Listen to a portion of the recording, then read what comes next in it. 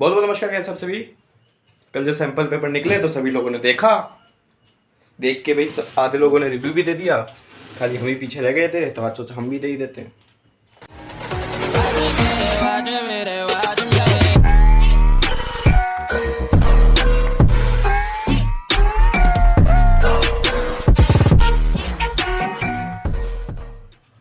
सवाल ये है कि सीबीएसई टर्म 2 के सब्जेक्टिव होने से एडवांटेज है या डिसएडवांटेज है, इसी के ऊपर थोड़ी बहुत चर्चा करेंगे। थोड़ा बहुत सैंपल पेपर का रिव्यू, वो सब। आज की तारीख की बात करें, आज 15 तारीख 15 जनवरी। आज यहाँ मकर संक्रांति का हमारे घर में त्यौहार है, जिसे यहाँ यूपी और बिहार में तो मोस्टली खिचड़ी कहा जाता है। आप लोग जानते होंगे जो यूपी बिहार से बिलोंग करते हैं, तो उसकी आपको सभी को शुभकामनाएं।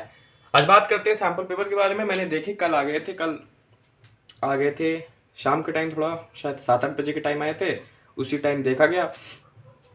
तो उससे जो कंक्लूजन्स निकलते हैं, थोड़ी बहुत उसी की बातचीत करनी है। सबसे पहले आपको बता दूं कि आपको सारे sample papers PCMB, English, Hindi, physical education, IT, computer science और मैंने पेंटिंग का भी डाल दिया। मतलब 10 कुल है सैंपल पेपर जो भी आपके सब्जेक्ट होंगे साइंस स्ट्रीम के। मैंने कॉमर्स वो वाले तो वैसे तो सबने डाउनलोड कर लिए होंगे, लेकिन तब भी सोचा कुछ लोगों ने अगर डाउनलोड नहीं करी, कुछ आलसी इंसान है, उनको मेहनत नहीं करनी, वो जाके डिस्क्रिप्शन खोले, वहाँ पर आपको एक ड्राइव लिंक मिलेगा, उसके फोल्डर में सभी 10 सब्जेक्ट्स के सैंपल पेपर दे रखे हैं PCMB वालों के लिए।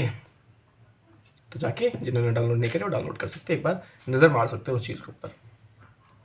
एक और चीज़ आपको बता दूं कि मेरे पास अभी फिलहाल क्वेश्चन बैंक की जहाँ तक बात है, तो मेरे पास ओसवाल के क्वेश्चन बैंक है जिसका PDF है। अरिहंत की मेरे पास हार्ड कॉपी है, अरिहंत की सॉफ्ट कॉपी मिली नहीं मुझे। मेरे पास एग्जाम आइडिया के क्वेश्चन बैंक पड़े और मुझे एडी कार्ड की जैसी PDF मिलेगी तो मैं होपफुली आपको तब सब एक साथ अवेल करवा दूंगा जब ये सैंपल पेपर्स निकाल देंगी पब्लिकेशन। मतलब जो ओसवाल, अरिहंत, एडी कार्ड, ये सब सैंपल पेपर्स भी निकाल देंगी।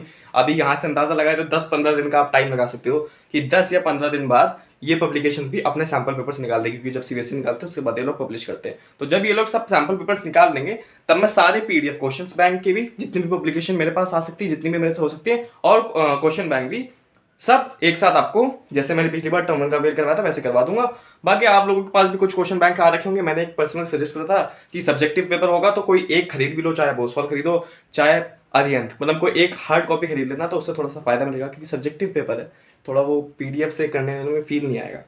तो बाकी जितने मैं कर सकता हूँ उतने मैं होपफुली जब जैसी सैंपल पेपर निकलेंगे वैसे आप सबको अवेलेबल करवा दूंगा लिंक्स के द्वारा। पिछली लाइव स्ट्रीम की बात है जब मैं आपको लास्ट में टॉपिक पूछा था कि इस टॉपिक बनाओ, वैसे ब्लॉग टाइप में ये बना नहीं रहा, लेकिन तब भी तो फ्राइडे को निकल गए सैंपल पेपर्स, तो सोचा इसी के ऊपर डिस्कस कर लेते। डिस्कस क्या करना है, जो काफ़ी लोगों से आप सुन भी चुके होंगे कि पेपर अब हो रहे हैं सब्जेक्टिव। जो पहले लगाया जाता अटकने कि ऑब्जेक्टिव हो सकता है, क्योंकि थोड़ा CBSE भी सोच रही थी कोविड तब रहेगा और बच्चे सेट हो गए ऑब्जेक्टिव वाले पैटर्न में। टर्म 1 दे भी चुके हैं, पूरे साल तैयारी भी उसी पैटर्न से कर लेते हैं, तो बच्चे थोड़ा बहुत सेट हैं तो ऑब्जेक्टिव ले लेते हैं।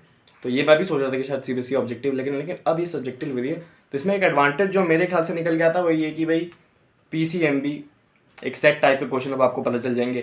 आप PYQs देख के जाओगे तो PCMB आप आराम से निकाल लोगे, उसमें कुछ ज़्यादा इतना लिखने की प्रैक्टिस भी नहीं करनी है आपको। पढ़ आपने पहले से रखा है, लिख आप सकती है, थोड़ा बहुत फिजिक्स में डेरिवेशन देखना होगा, केमिस्ट्री में भी थोड़ी बहुत ये चीज़ें देखनी होंगी, तो आप PCMB जैसे सब्जेक्ट आराम से निकाल लोगे। बात आती है डिसएडवांटेज की। अब डिसएडवांटेज मेनली मुझे ऐसा लगता है, जैसे इंग्लिश तो है ही सबके पास, अब इंग्लिश में जैसे लोगों को लिखने की प्रैक्टिस करनी पड़ेगी। तो वही सब लेटर रिपोर्ट जो भी आ रही है, इनविटेशन रिप्लाईज जो भी आ रहे हैं, और जो क्वेश्चन आंसर्स है वो भी चलो आप पढ़ लोगे, पहले भी पढ़ते हैं, लेकिन आपको लिखने की प्रैक्टिस करनी पड़ेगी। आप बिल्कुल यही नहीं छोड़ सकते जैसे हमने पिछली बार करा कि बिल्कुल लास्ट में आके पढ़ा तब भी हो गया। अब आप वो चीज़ नहीं कर सकते वरना फंस जाओगे।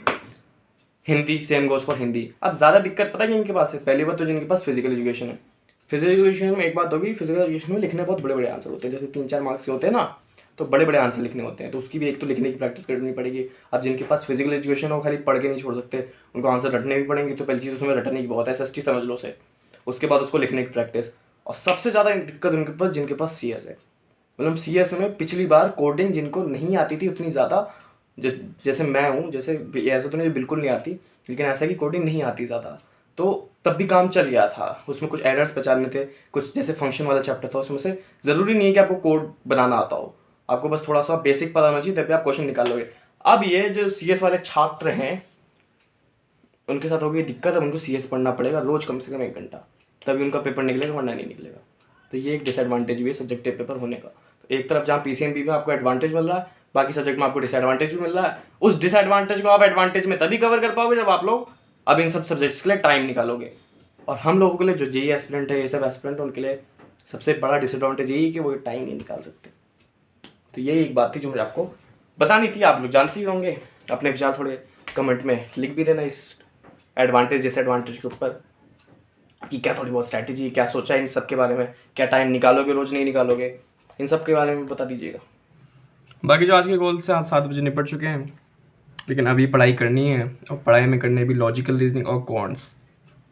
तो जो समझदार लोग हैं वो समझ गए होंगे कि भाई क्वांट्स किस लिए पढ़ रहे हो, लॉजिकल रीजनिंग किस लिए पढ़ रहे हो। तो अभी इस टॉपिक पे ज़्यादा खुल के नहीं बोलूँगा, क्योंकि अभी मैं भी खुद चीज़ें ट्राई कर रहा हूँ, कुछ इंस्टीट्यूट से जहाँ से स्टिक रहूँगा इनको अभी मैं खुद ट्राई कर रहा हूँ। तो जब वो स्टिक हो जाएंगे, जब वहाँ से मैं सूट हो जाऊँगा, लगेगा कि ये मुझे सजेस्ट करना चाहिए, तब मैं सजेस्ट करूँ। बाकी आप लोग भी अपनी तैयारी कर सकते हैं अपने सोर्सेज से, जहाँ से भी आप पढ़ रहे हैं। थोड़ा मैं 1 हफ्ता ट्राई करके देखता हूँ, उसके बाद मैं खुल के तो बोलूँगा, हर टॉपिक पे खुल के बोलता हूँ, जो भी प्रिपरेशन चल रही है, जो भी चीज़ें मैं करता रहता हूँ। तो जाऊँगा भी, पढ़ूँगा, थोड़ा लॉजिकल देखूँगा, blood relation, type wipe lectures, जो मेन गोल्स होते हैं ना, जो जेईई मेंस की पढ़ाई करने के बाद, उसके बाद ही टाइम देता हूँ। मतलब ऐसा कुछ एक्स्ट्रा टाइम निकाल के नहीं देता। जैसे 7 पहले कुछ इंग्लिश पीडी पढ़ता था, अब ये पढ़ रहा हूँ, और जो ब्रेक्स टाइम होते हैं उसमें से थोड़ा बहुत टाइम निकाल लेता हूँ इन सब चीज़ों के लिए।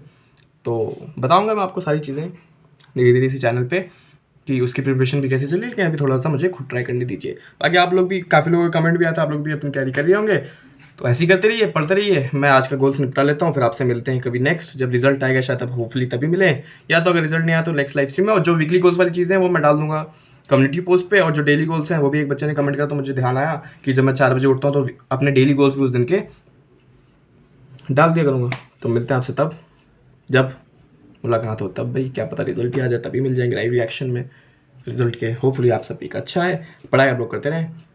सारी बातें मैंने शीशे में बोल दी। मिलता है आपसे नेक्स्ट वीडियो में, stay tuned with me, till then bye.